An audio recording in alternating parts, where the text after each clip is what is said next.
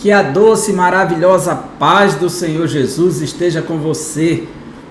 Seja muito bem-vindo a mais uma aula da nossa Escola Bíblica, da nossa EBD Online. Eu sou o professor Egivanildo Tavares e falo aqui da Assembleia de Deus em Santa Rita, na Paraíba, que é liderada pelo pastor Djalma Silva.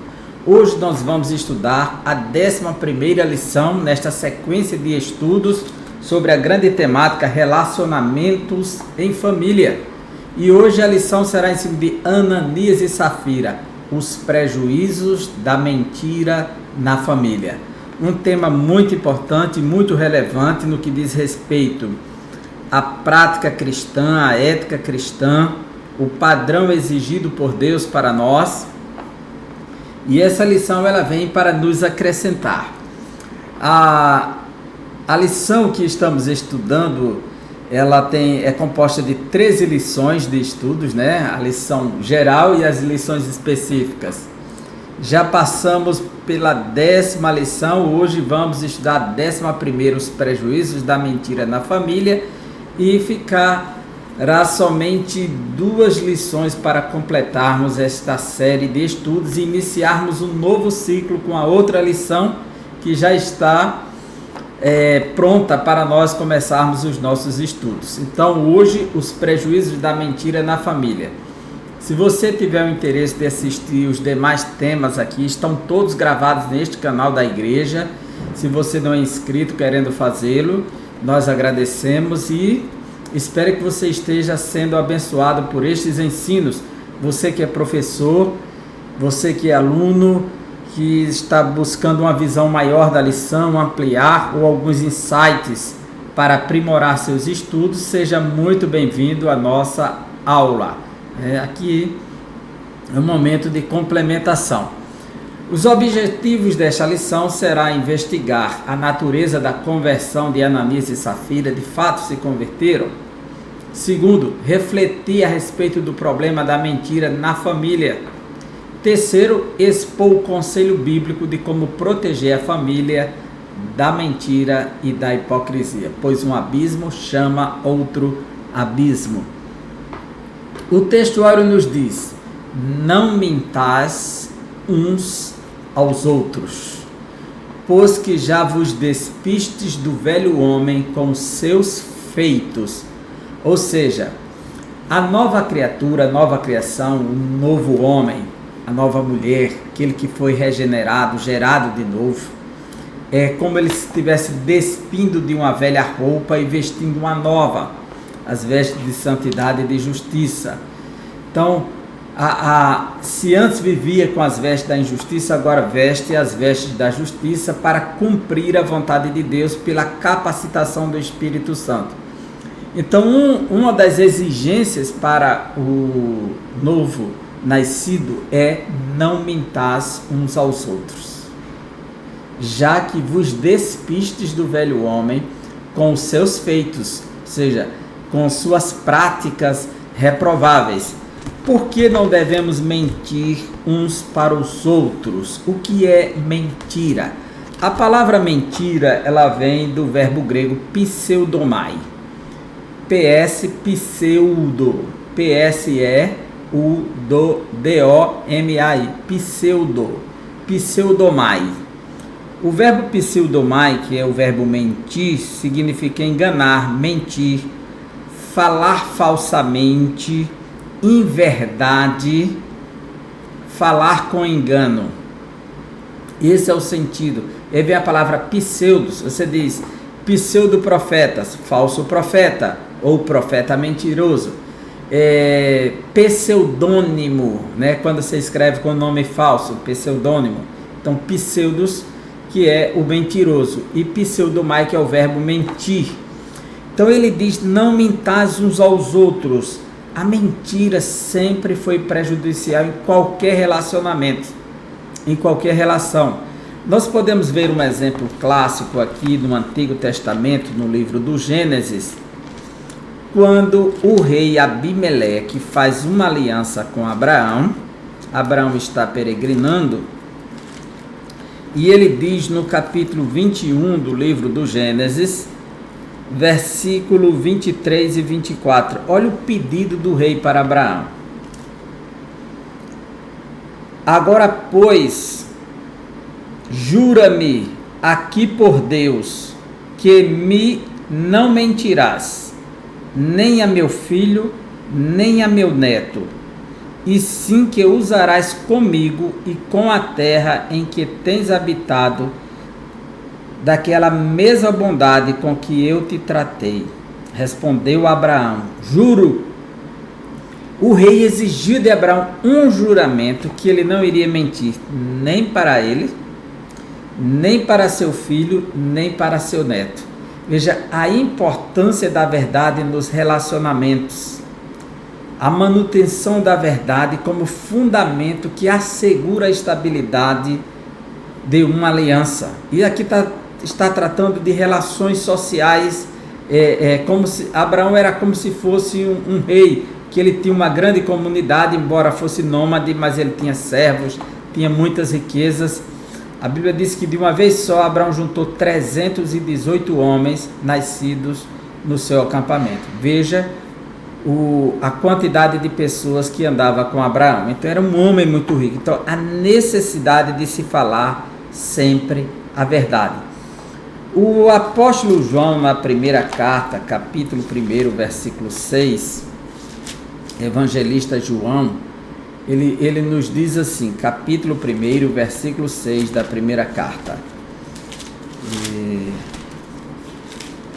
Primeira de João, capítulo 1, versículo 6. Se dissermos que mantemos comunhão com Ele, seja com Deus, que é luz, e andamos nas trevas, mentimos e não praticamos a verdade. Se eu disser, eu tenho comunhão com Deus e ando nas trevas, eu sou um mentiroso. Eu não ando na verdade. Então, a importância de andar na verdade para ter comunhão com Deus e com o próximo.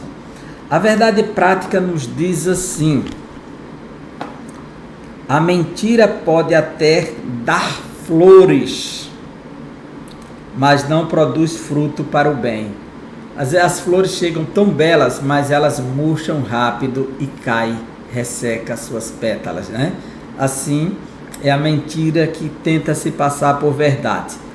Quando a mentira entra na família, ela traz um prejuízo desastroso. Podemos ver um exemplo no capítulo 27 do Gênesis, é que Jacó enganou, mentiu para seu pai Isaque, dizendo que era Esaú. Grande foi o prejuízo para aquela família por conta dessa mentira. Isaque ficou no estremecimento, um batimento cardíaco forte aí, um estado nervoso que foi despertado. Sua mãe ficou desesperada que ele teve que fugir, que seu irmão Esaú disse que ia lhe matar. Esaú ficou furioso, tudo por conta de uma mentira. E lá na frente Jacó colheu o resultado dessa sua mentira, porque você planta e a colheita é maior do que o que se planta. Seus 10 filhos, com exceção de José e de Benjamim, mentiram para ele durante 22 anos. Aprisionaram Jacó numa mentira que José estava morto, foi estraçalhado por uma fera, venderam José como escravo, e Jacó sofreu 22 anos preso com esta mentira, pensando que José estava morto, até que a verdade apareceu, porque a verdade sempre triunfa. Então, nós precisamos estar atento que nenhuma mentira é saudável. O Salmo 5, versículo 6, nos diz assim, Salmo 5, versículo 6, Salmo 5 e 6 diz assim: tu destróis os que proferem mentira. Deus destrói os que proferem mentira. O Senhor abomina ao sanguinário e ao fraudulento, mas Ele destrói o que pratica mentira, o que fala mentira, o que profere mentiras. Deus destrói. No livro de Levítico, capítulo 19, versículo 11, era mandamento não mentir. exigência divina. Nós vamos estar estudando hoje o livro de Atos dos Apóstolos, que tem 28 capítulos. Eu separei aqui para ter uma noção do que o livro de Atos vai mostrar, porque nós vamos estudar o capítulo 5 de Atos, parte final do 4 e do 5. E cada capítulo do livro de Atos reflete o princípio de algo, o início, a inauguração de uma coisa, pois assim como o livro de Gênesis é a origem dos céus, da terra, do primeiro homem, da primeira mulher, da primeira história, da queda original, do primeiro pecado, do primeiro assassinato, da primeira construção de um barco, tudo é o primeiro. Então, é o livro dos começos, né, das origens. Então, o livro de Atos é o Gênesis da igreja. Ele narra no capítulo 1 a primeira decisão apostólica. Pedro se levanta e chama os irmãos para decidir quem seria o novo apóstolo no lugar de Judas, que traiu Jesus. No capítulo 2, a primeira descida do Espírito Santo, batizando a igreja, e eles falando nas línguas das nações, e as maravilhas de Deus sendo manifestas para todos. Capítulo 3, o primeiro milagre. Pedro e João vão ao templo orar, e ali tem um homem deficiente, mendigo, na porta do templo, e eles não têm prata nem ouro, mas isso que tenho eu te dou em nome de Jesus. Cristo Nazareno, levanta-te e anda. Capítulo 4, primeira perseguição. Se reúne o Sinédrio e vão prender os apóstolos pela primeira vez. Capítulo 5, que é o nosso grande tema, primeiro pecado dentro da igreja e primeira disciplina, Ananias e Safira. E o primeiro pecado vem da mentira. Veja como essa nova comunidade que surge, que está vivendo essas novas realidades, tem que se defrontar também com o primeiro pecado no meio da comunidade cristã, no meio da família cristã. Capítulo 6, primeiros diáconos. Capítulo 7, primeiro mártir da história, Estevão. Capítulo 8, primeira missão fora de Jerusalém, em Samaria. Capítulo 9, primeira transformação de um perseguidor, Saulo de Tarso. Capítulo 10, primeira conversão dos gentios na casa de Cornélio. Capítulo 11, primeira vez os crentes são chamados cristãos em Antioquia da Síria. Capítulo 12, primeira morte de um apóstolo, Tiago, irmão de João, morto por Herodes Antipas. Capítulo 13, primeira comitiva missionária gentílica voltada para os gentios, que sai de Antioquia da Síria. Capítulo 14, primeira viagem missionária concluída, terminou o serviço na Ásia Menor e retornaram. Capítulo 15, primeiro concílio da igreja. Capítulo 16, primeira viagem missionária para a Europa. Paulo recebe uma visão para ir para Filipos, na Macedônia, e ali é a Europa. Então ele deixa a Ásia Menor e vai para a Europa. Na primeira viagem foi somente a Ásia Menor. Capítulo 17, primeira pregação de um cristão no Areópago, no ambiente dos filósofos, né? Capítulo 18, primeira vez que Paulo vai a Corinto. Capítulo 19, primeira vez que alguém tenta usar o nome de Jesus para expulsar demônios, um não crente, né? Os filhos de Sevas, e serão envergonhados por isso. Capítulo 20, primeira vez que Paulo se despede como se fosse morrer em Jerusalém, quando chegasse lá. Capítulo 21, primeira prisão de Paulo em Jerusalém. Capítulo 22, primeiro testemunho de Paulo aos judeus em Jerusalém. Quando ele se converteu, ele saiu de Damasco, foi para Jerusalém, ele ia testemunhar, mas o Senhor lhe arrebatou dentro do templo, e ele disse que teve um êxtase, e o Senhor lhe disse: sai daqui que não ouvirão o teu testemunho. E agora chegou o tempo. Mais de 10 anos depois, Paulo vai testemunhar em Jerusalém, todos ouvirão. Ele na escadaria do templo, indo para a fortaleza de Antônia, sustentado pelos soldados romanos.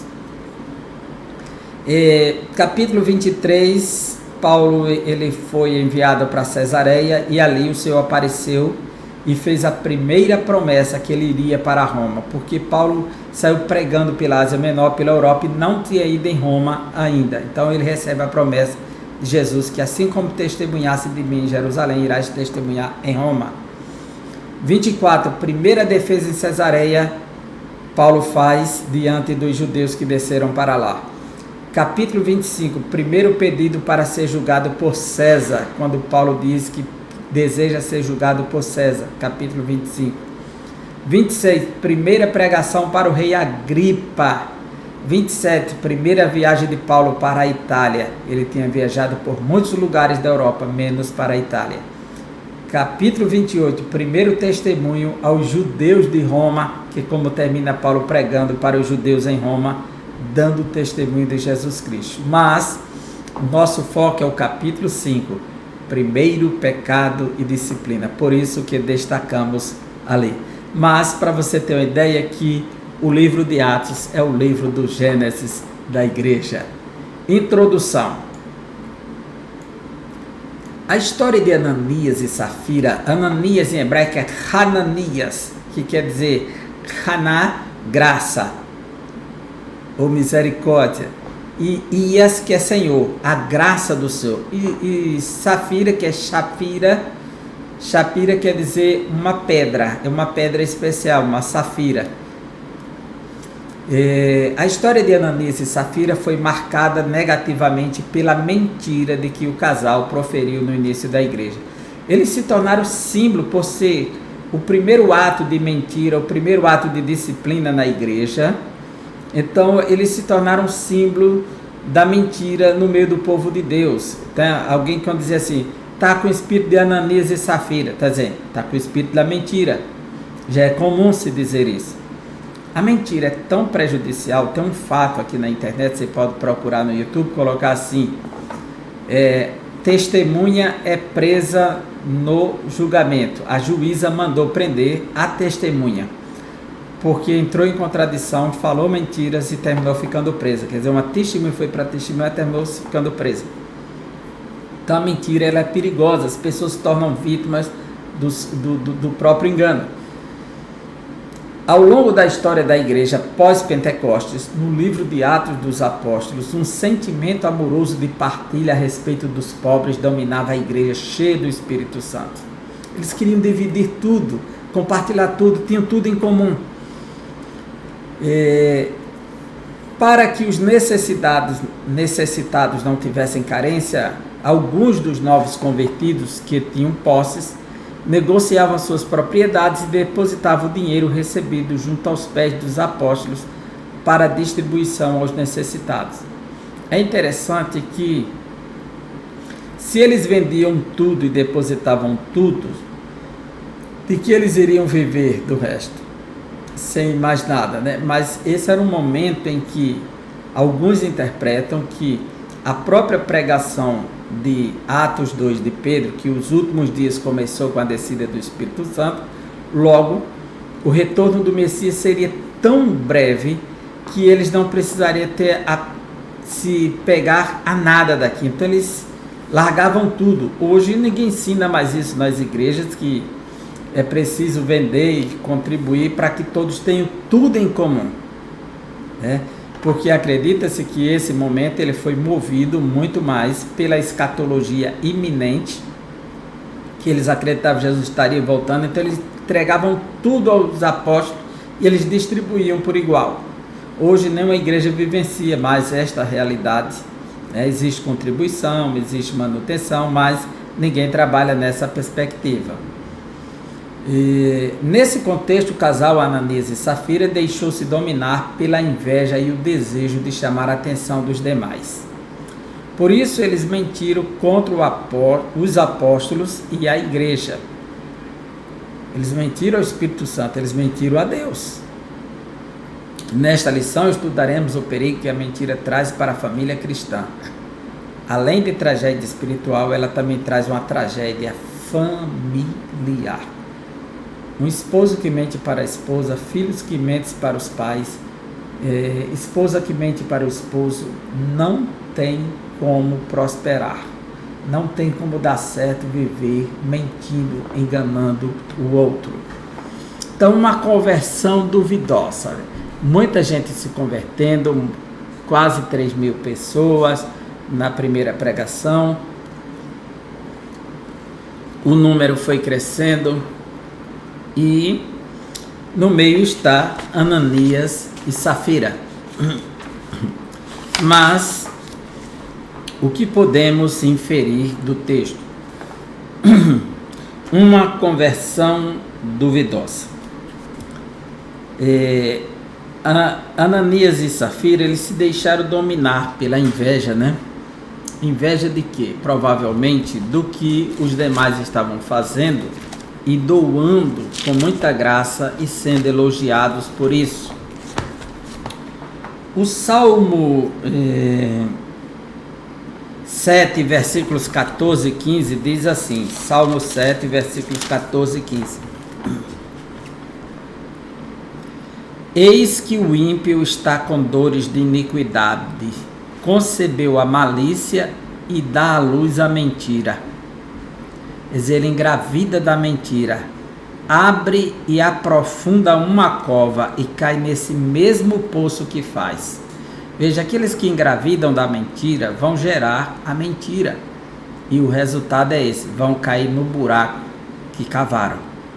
Salmo 7, 14 e 15. Então, o que é uma conversão duvidosa? Por que uma conversão duvidosa? Porque as atitudes do casal não revelavam a transformação de vida alcançada pelo poder do Evangelho. Embora atraídos pela prática da igreja, simpáticos à causa do Evangelho, Ananias e Safira não corresponderam à obra da regeneração do Espírito Santo. Ou seja, eles não foram genuinamente transformados. Ou não se deixaram transformar. Porque se eles chegaram ao conhecimento da verdade do Evangelho, foram convencidos pelo Espírito Santo. A regeneração é obra do Espírito Santo, por meio da palavra. Agora, há um processo daqui para frente de aprendizado que se chama santificação. E deixar a mentira é santificar-se. E eles não correspondem a esse chamado aqui. Eles se entregam à vaidade, se deixa dominar pelas coisas mundanas, terrenas, e o seu coração se desvia do propósito de Deus. O Salmo 101, versículo 7, eu queria que você me acompanhasse, Salmo 101, versículo 7 diz assim: não há de ficar em minha casa o que usa de fraude, que profere mentiras, não permanecerá ante os meus olhos. Veja como é sério, o mentiroso não ficará na casa. Né? Este é um salmo de Davi, falando para o Senhor, e como se o Senhor respondesse. E Davi, ele diz que a casa dele é a casa do Senhor, então ele diz, não há de ficar na minha casa. É Davi que está dizendo, o que usa de fraude, o que profere mentiras, não permanecerá ante os meus olhos. Manhã após manhã destruirei todos os ímpios da terra para limpar a cidade do Senhor, dos que praticam iniquidade. Então é Davi que está dizendo isso, né? Mas ele não aceitava que o mentiroso ficasse na casa, porque era a casa de Deus, era Jerusalém. É importante enfatizar que no início do movimento de Pentecostes, Ananias e Safira uniram-se à igreja local, passando a fazer parte dela. Entretanto, a velha natureza se revela na hipocrisia, na cobiça e na mentira do casal. Veja como a velha natureza... É bem verdade que o Senhor apaga o pecado condenatório da nossa vida, mas não remove o pecado de nós.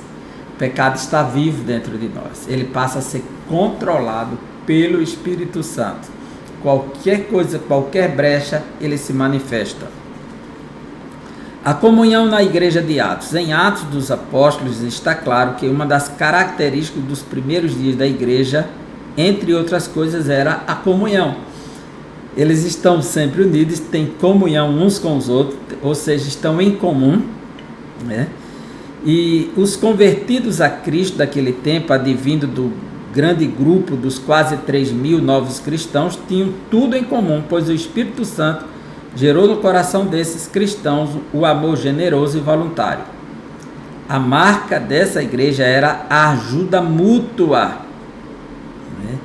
Então eles estavam ali prontos para ajudar os pobres. Eles, tudo que tinham, veja, capítulo 4, 34 e 35 de Atos dos Apóstolos, como essa igreja praticava a comunhão. 4, 34 e 35. Pois nenhum necessitado havia entre eles, porquanto os que possuíam terras ou casas vendiam-as, traziam os valores correspondentes e depositavam aos pés dos apóstolos. Então se distribuía a qualquer um à medida que alguém tinha necessidade. Veja só.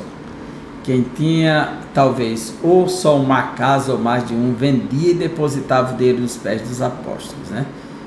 Veja que era um compromisso intenso e muito responsivo. E assim como tem pessoas que têm muitos bens e vendem alguns para doar para missões, investir por amor, porque foi o Senhor que concedeu, então Ele quer devolver para o Senhor com muita alegria. Nesse processo de ação, que é aqui da igreja primitiva, na comunhão, aparece Barnabé. E Barnabé, ele surge no cenário, e daí que ele vai receber o nome Barnabé, que o nome dele não é Barnabé, esse é o nome que ele vai receber na igreja primitiva.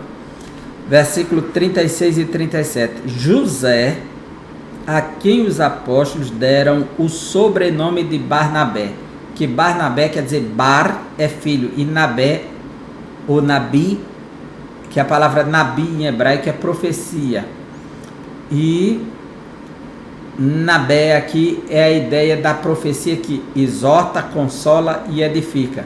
Então ele é filho da consolação, ou filho da exortação, ou filho da edificação. Por isso diz assim: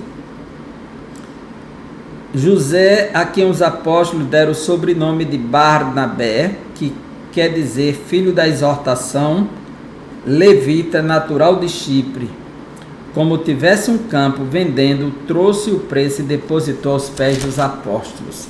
Esse homem consolou muita gente com seus bens, tirando da aflição. Nisso, o texto continua, quando ele diz assim: José, a quem os apóstolos deram o sobrenome de Barnabé, que quer dizer filho da exortação, levita, natural de Chipre, como tivesse um campo vendendo, trouxe o preço e o depositou aos pés dos apóstolos. Entretanto, certo homem chamado Ananias, com sua mulher Safira, vendeu uma propriedade. José, chamado Barnabé, vendeu e depositou tudo aos pés dos apóstolos. Mas um homem chamado Ananias, com sua mulher, ou seja, ao lado dela, junto com ela, uma coisa pelo menos é louvável nesse casal, eles concordam, ainda que seja para o erro, mas eles estão vivendo uma vida mútua, em concordância. Vendeu uma propriedade, mas, em acordo com a sua mulher, reteve parte do preço e, levando o restante, depositou aos pés dos apóstolos. Até aqui, não tem nada de errado ele vender e só entregar uma parte. Esse não é o erro. Não tem nenhuma falha e Pedro vai reconhecer isso com muita maestria. Quando viram o empreendimento generoso de Barnabé, aqui está a inveja e a hipocrisia de Ananias e Safira. Ananias e Safira encheram seus corações de inveja. No lugar de agirem de maneira generosa, eles cultivavam o sentimento carnal, tramando um plano para impressionar os apóstolos. O plano era o seguinte: vender uma propriedade e levar o dinheiro como oferta à igreja, mas reter uma parte desse valor para eles mesmos e entregar a outra como se fosse o valor completo. Ananias e Safira fingiram dar todo o dinheiro à igreja. O problema está aqui. Não é se ia dar pouco ou ia dar muito. É se o que ia dar estava feito com inteireza de coração, voluntariedade e sem mentiras. O problema é que eles dizem, olha o que entrou, o que eu peguei, eu vendi. Está aqui. Tá?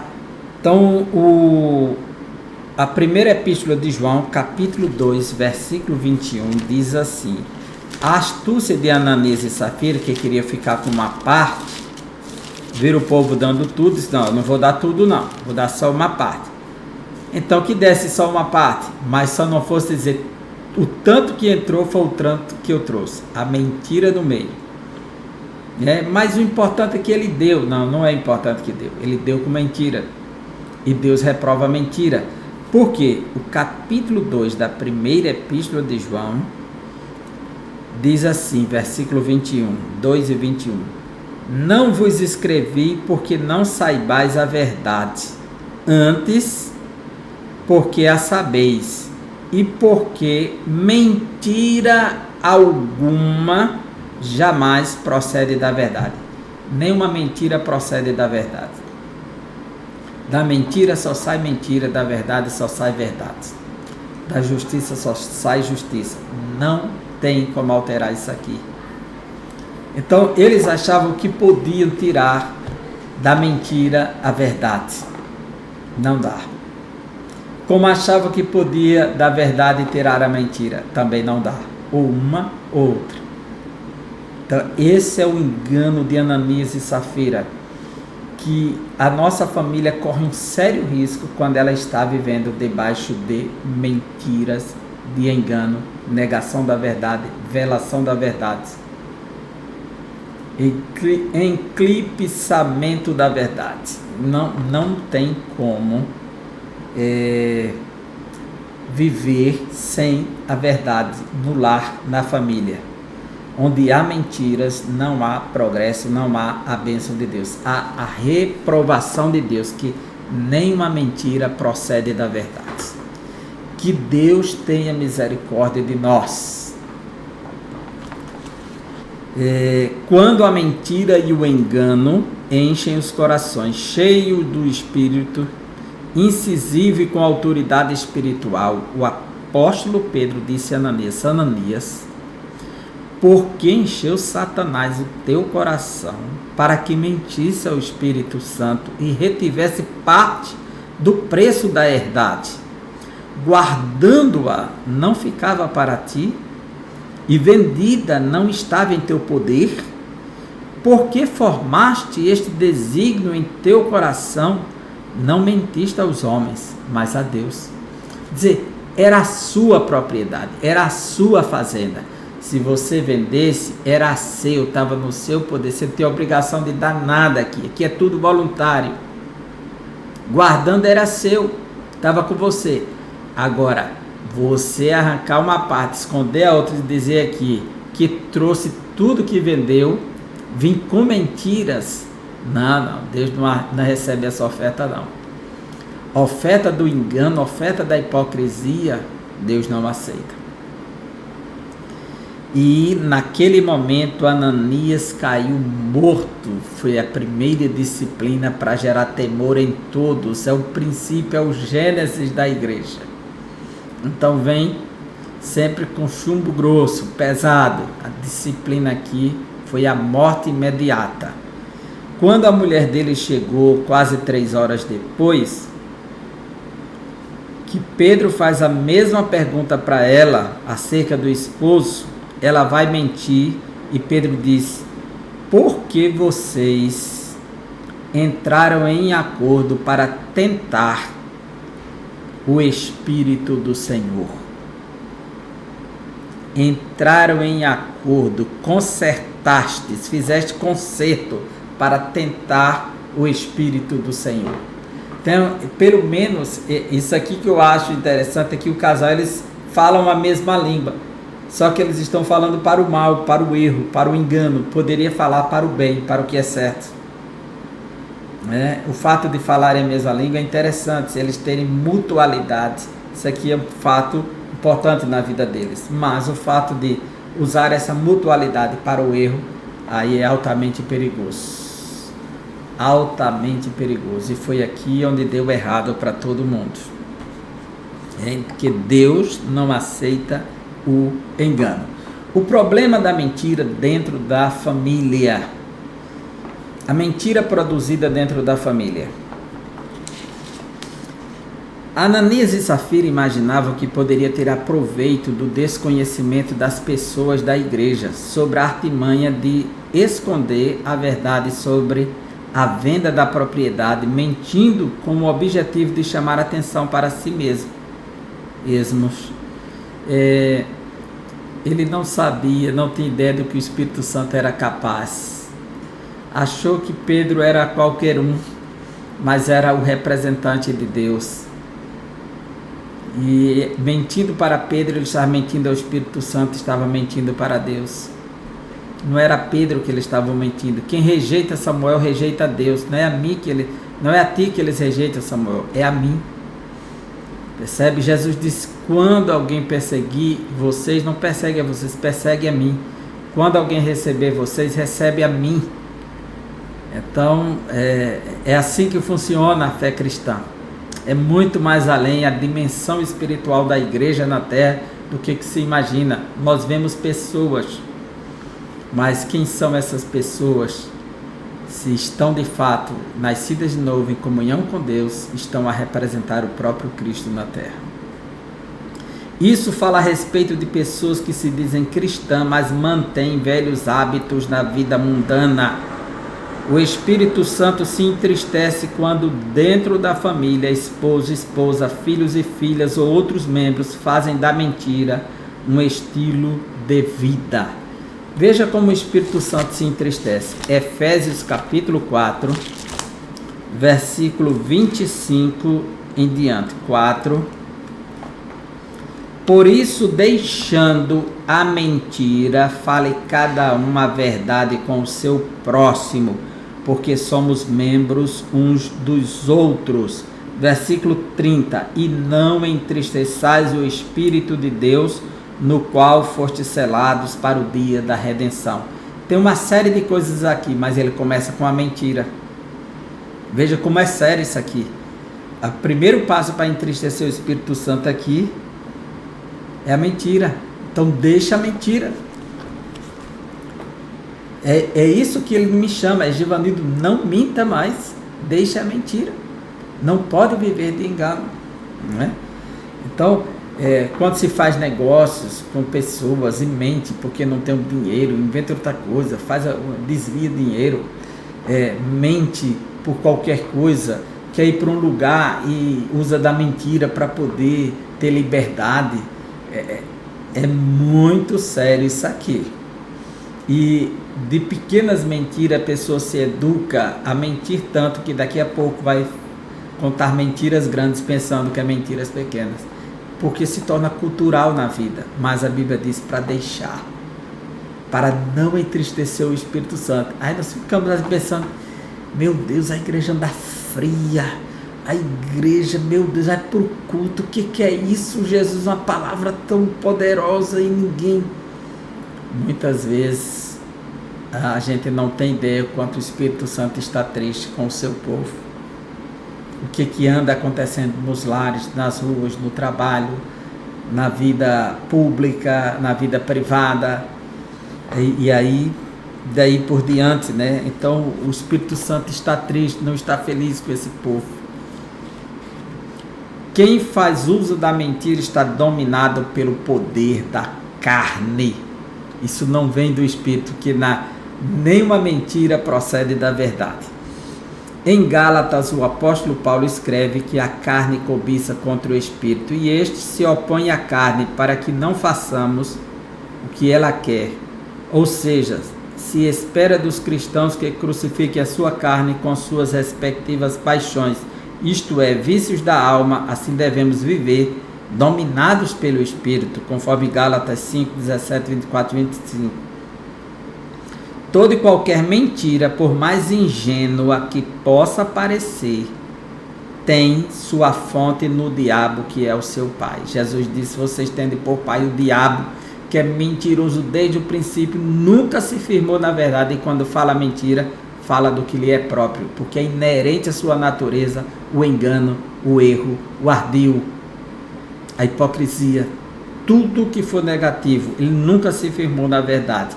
Então, quem mente está corroborando com a essência do diabo. O livro de Provérbios, capítulo 12, versículo 12, nos diz assim, Provérbios 12 e 12.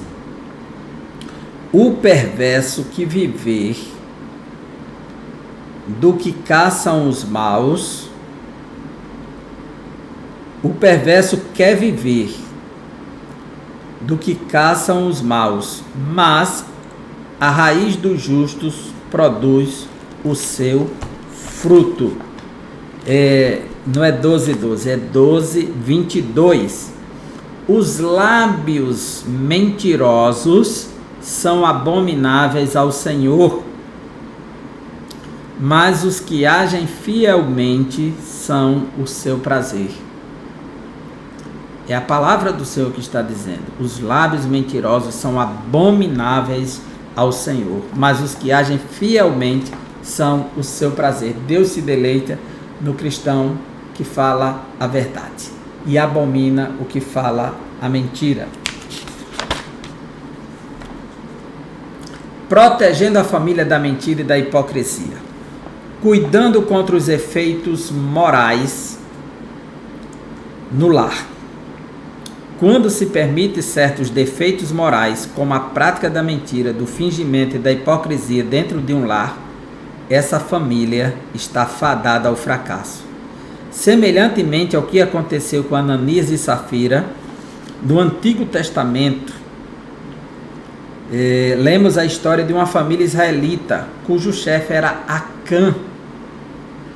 Dominado pela cobiça e pela hipocrisia, ele furtou certos objetos da cidade de Jericó, considerados amaldiçoados, e que por isso Israel não deveria tomar como despojo. Esse pecado de desobediência trouxe maldição para todo o povo. A ira do Senhor se acendeu contra Acã e toda a sua família. A cidade de Jericó foi destinada como se fosse um altar do holocausto. Tudo teria que ser queimado ao Senhor. Está escrito assim: rodearia e serão consagrados ao Senhor. É anátema ao Senhor, consagrada à destruição. E como ele removeu de lá, então ele trouxe para dentro do seu lar tudo aquilo que, se pegasse aquilo que foi considerado anátema à destruição por conta da ira de Deus, aquela ira cairia sobre você. Então, para consertar aquele erro, teve que punir ele com o mesmo erro, sendo destruído ele e toda a sua casa, que trouxe maldição.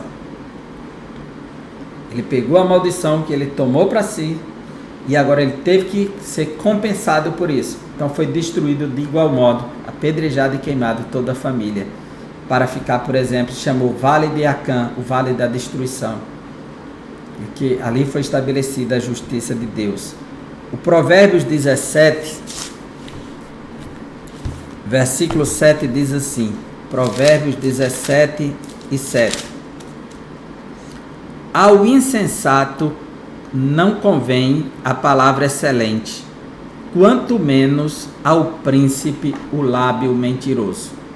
Se para o insensato não convém a excelência, muito menos um líder, um príncipe, um chefe, um governante ser mentiroso. Não convém. Isso destrói a sua autoridade. Então, dentro do lar, um pai mentiroso, ele está destruindo a sua família. Que falta com a verdade. Ele não vai conseguir conduzir a sua família com dignidade, porque não convém ao príncipe a mentira. Ele precisa sempre falar a verdade. No Provérbios capítulo 13, versículo 5, diz assim, 13 e 5. O justo aborrece a palavra da mentira, mas o perverso faz vergonha e se desonra. Então o justo, ele aborrece a palavra da mentira, ele não concorda com a mentira, né? Precisamos agir contra a hipocrisia. Ninguém está livre de se achar dominado pelas mesmas hipocrisias e mentiras que se acham no casal Ananias e Safira. Ninguém está isento disso, está sujeito. Nossa natureza, ela se inclina para qualquer tipo de coisa desse tipo. Por isso a Bíblia nos ensina que não podemos trocar a verdade de Deus pela mentira. Os homens trocaram a verdade de Deus pela mentira e Deus os entregou a uma condição reprovável. Romanos 1, 25 e 30. Aos servos de Deus não cabe fazer um autoexame diante dele contra a hipocrisia, que Deus abomina a hipocrisia, conforme Jesus denuncia em Mateus 7, 3 e 5 dos fariseus.